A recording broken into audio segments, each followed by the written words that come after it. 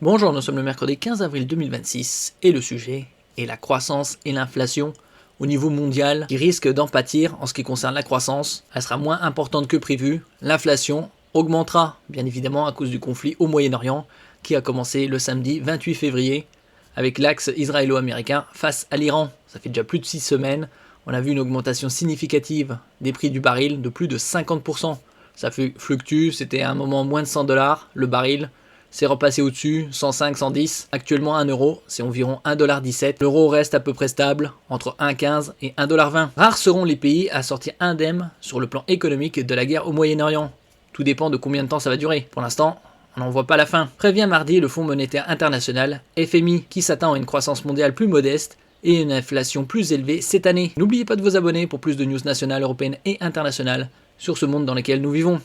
Face au conflit déclenché le 28 février par des bombardements israélo-américains sur l'Iran, l'institution monétaire basée à Washington a nettement revu ses projections. Avant la guerre, nous nous préparions à relever nos prévisions de croissance, a décrit auprès de l'AFP le chef économiste du FMI, Pierre-Olivier Gourinchas. Elles sont au contraire abaissées, ce qui est tout à fait normal, ça fait déjà 6 semaines de conflit, plus de 6 semaines, et on ne sait pas quand ce sera la fin. Nos prévisions de référence se basent sur un conflit relativement court, avec une perturbation du marché de l'énergie temporaire et qui disparaît l'année prochaine, a expliqué M. Gourinchas. Dans ces conditions, la croissance mondiale risque d'être limitée à 3,1% contre 3,3% attendu par l'organisation en janvier. Ça c'est les dernières prévisions. En cas de guerre qui se prolonge, le pire scénario du FMI, Fonds monétaire international, pronostique une croissance de 2%. Donc là, pour l'instant, c'est 3,1%. Ça baisserait de 1,1% à 2%, ce qui est faible et rare à l'échelle mondiale. Si le choc énergétique est le plus important de l'histoire, son impact sur l'économie reste moindre que celui vécu lors de la crise pétrolière des années 1970, puisque à l'époque, le baril avait pris plusieurs centaines de pourcents. Là, actuellement, il avait pris plus de 50%.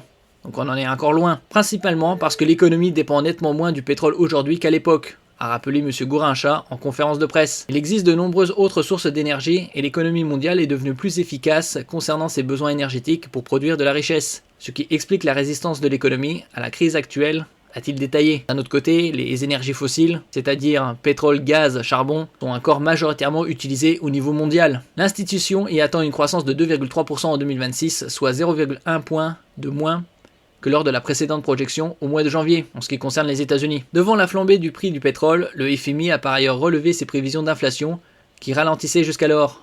Le fonds s'attend désormais à une hausse des prix de 4,4% en moyenne dans le monde, soit 0,6 points de plus que ce qui était projeté en janvier. Ça, c'est à l'heure au mois d'avril.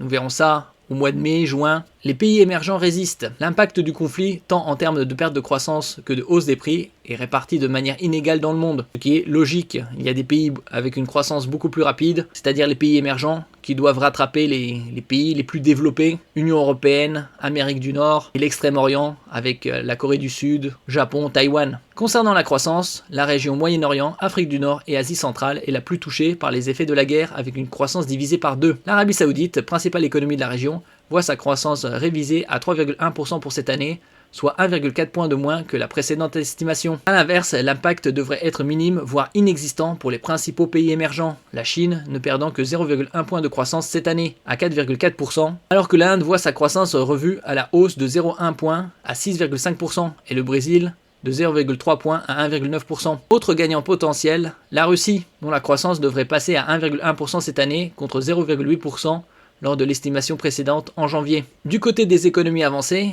outre l'impact minimal pour les États-Unis, le Japon et le Canada semblent mieux résister que l'Europe. Le Royaume-Uni est le plus touché parmi les économies avancées avec une révision de 0,5 points par rapport à l'estimation de janvier et une croissance attendue à 0,8%. La zone euro voit de son côté sa croissance révisée à la baisse de 0,2 points à 1,1%, mais avec un impact qui sera différent d'un pays à l'autre, puisque l'Union européenne est composée de 27 pays. La France est ainsi moins touchée que ses voisins italiens et allemands, avec un recul de 0,1 point de ses prévisions de croissance à 0,9%. Nous verrons ce que ça donnera dans les semaines, les mois à venir. Merci pour votre écoute, et à la prochaine.